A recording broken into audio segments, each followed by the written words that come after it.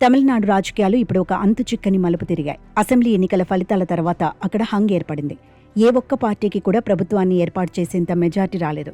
దీంతో అధికారం కోసం పార్టీల మధ్య రసవత్తర పోరు సాగుతోంది. ఇలాంటి క్లిష్ట సమయంలో 3 దశాబ్దాల క్రితం నాటి ఒక పార్లమెంట్ ప్రసంగం ఇప్పుడు సోషల్ మీడియాలో విపరీతంగా వైరల్ అవుతోంది. బీజేపీ దివంగత నేత ప్రమోద్ మహాజన్ 1997లో లోక్సభలో చేసిన ప్రసంగం నేటి తమిళనాడు పరిస్థితులకు అద్దం పడుతోందని నెటిజన్లు కామెంట్స్ చేస్తున్నారు.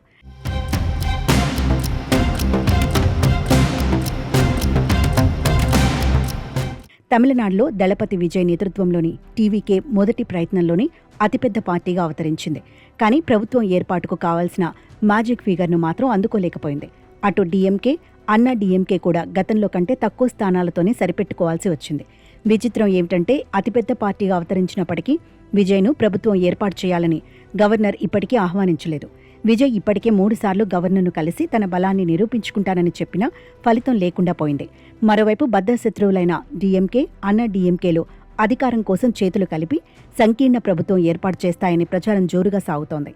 ఈ వింత పరిస్థితులను చూస్తుంటే ప్రజలకు ప్రమోద్ మహాజన్ మాటలే గుర్తుకొస్తున్నాయి.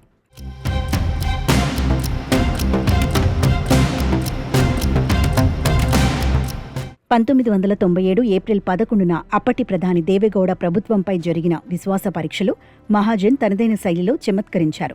దేశంలో వింత రాజకీయాలు నడుస్తున్నాయి. తాము అతిపెద్ద పార్టీగా ఉన్న ప్రతిపక్షంలో కూర్చున్నాం. రెండో అతిపెద్ద పార్టీ అయిన కాంగ్రెస్ ప్రభుత్వంలో చేరకుండా బయటి నుంచి మద్దతు ఇస్తోంది. మూడో పెద్ద పార్టీ ప్రభుత్వంలో భాగస్వామిగా ఉన్న మంత్రివర్గంలో లేదు. కానీ కేవలం ఒక్క సీటు గెలిచిన రమాకాంత్ కలాప్ లాంటి నేతలు మాత్రం మంత్రిగా వెలుగుతున్నారని ఆయన ఎద్దేవా చేశారు. బయట నుంచి ఇచ్చే మద్దతును ఒకరు నిచ్చెన పట్టుకుని అవసరం తీరగానే లాగేయడంతో ఆయన పోల్చారు. ఆనాడు ఢిల్లీలో దేవెగౌడ ప్రభుత్వం ఎదుర్కొన్న అస్థిరతే నేడు తమిళనాడులో పునరావృతం అవుతోందని రాజకీయ విశ్లేషకులు అభిప్రాయపడుతున్నారు.